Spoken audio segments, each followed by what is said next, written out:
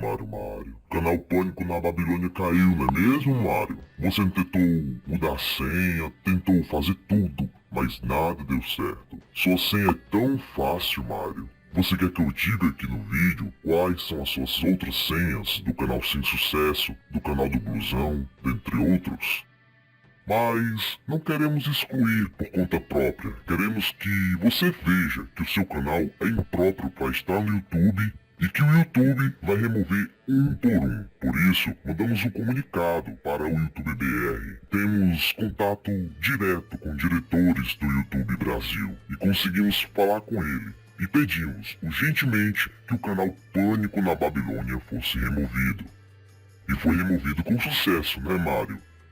Tá aí um presente de Natal para todos aqueles que não gostam de você. Em brevemente, é o canal Sem Sucesso. Amém. Se isso não é um fato,